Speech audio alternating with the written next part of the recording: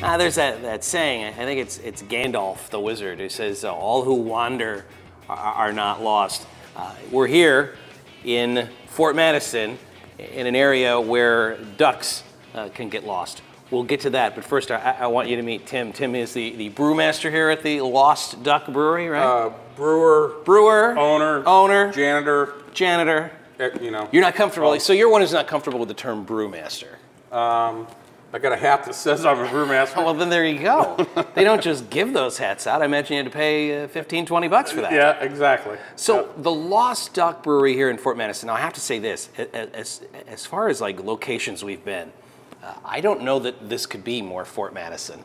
We're here right on the river, and right over there is the fort. Yep. That's a recreation of the fort, right? That's a replica of the fort. Mm-hmm. But as far as like, you can't get more Fort Madison than here. You probably can't. In this beautiful building. You've been open now for 18 years. 18 years in October. So, I mean, in the scheme of things, you've been around a long time.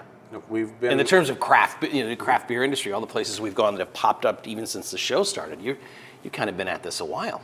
We were ahead of the curve, I guess you could say. So walk me through how this starts. I imagine home brewing. How do you get the bug? Because your daytime, we're pulling him away from his daytime job, which is you're a chiropractor, right? I am. Mm-hmm. So when you're not doing that, you're making beer. That's correct. Walk me through how you started making beer. Well, in the late 70s, a friend of mine and I used to go down to a local store here that's not here anymore, called Greenwald's Market, and they used to have cans of Blue Ribbon malt on it.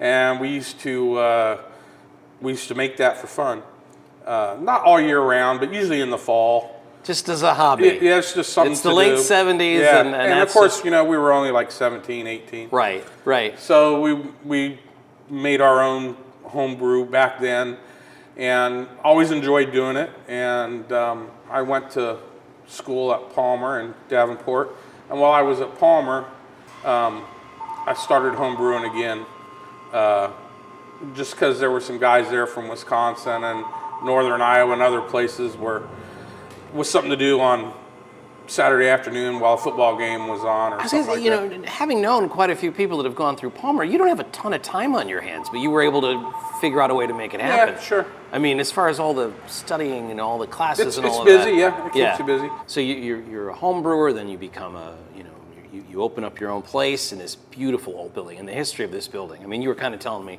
before the camera started that there's been some action in these buildings. There's been a little action.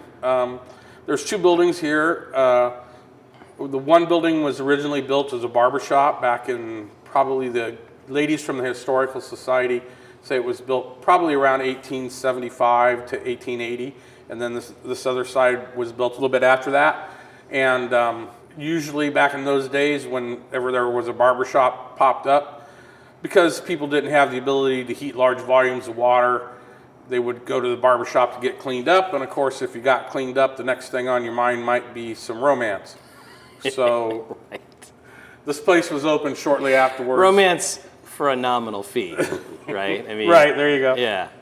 So if these brick walls could talk to him, huh? This place apparently housed a few girls upstairs at some time in the past. Now upstairs there are no prostitutes. It's a brew house. That's right. You do all your brewing upstairs. Yeah, my brew house is upstairs, and there is a nice little room that overlooks the river up there. Again, I can't say enough about the view here. We've got a train roaring by. You've got the Mississippi right there. You've got the actual Fort Madison right there. I mean, again, in terms of where you're at, I don't know how you could do much better than where you're at. Thank you very much. Fort Madison is a pretty little river town. Oh, it absolutely is. The beer that you make, what styles do you think you're really good at? I have mostly lagers on tap here. Right now I have a nice Pilsner we call Lucky Lager. I have a red lager that we sell a lot of. I have a brown lager on tap here. Lager is a style that you're really good at because you make a lot of it. Is that because of? It just seems to be what like I said, we've been here 18 years and I've made all kinds of different styles. Right. It just seems to be what sometimes you have to target your clientele. Right. It just seems to be what our clientele likes. They seem to like the lager style better than like an IPA or a double IPA or whatever. But we go through a lot of red lager, a lot of Lucky lager. I do have a pale ale on tap. It's not an IPA. It's just a nice pale. And we go through a porter. And right now, I have a really good oatmeal stout. I don't carry that all year round, but that's very popular here too. Now you're kind of shifting out of your winter beers into more spring and summer fare. Well, yeah, we'll be moving that way. Uh-huh. Yeah. So like the oatmeal stout might not be here when this is on, or it will be probably the fall before we have another batch of oatmeal stout again. Okay, you say it's pretty good. Can I try one? You sure can.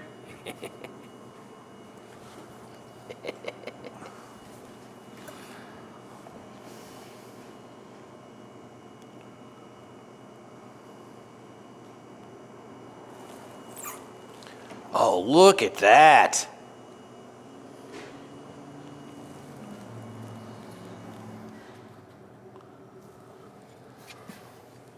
See, you know what's perfect about it is you have these massive windows. Look at that. That is gorgeous. All right, well, that's the prettiest beer I've seen in a while. Well, thank you. But how does it taste? You need to make that year round. I've been told that several times. No, it's unacceptable that you would rest this. This is a beer that needs to be made all year round. Wow. Well, we'll see what we can do about that. So the beers that you make here, you said you make a lot of lagers, and that tends to be what people enjoy It just seems here. to be what our clientele around here prefers. Right, right. Fort Madison, and again, it doesn't get more Fort Madison than this. This is just a breathtaking view and incredible beers. Tim, thanks for having us. You bet. Thanks for coming down. Cheers. Thank you. So we heard a lot of, wow, we can't wait. When are you going to open? When are you going to open?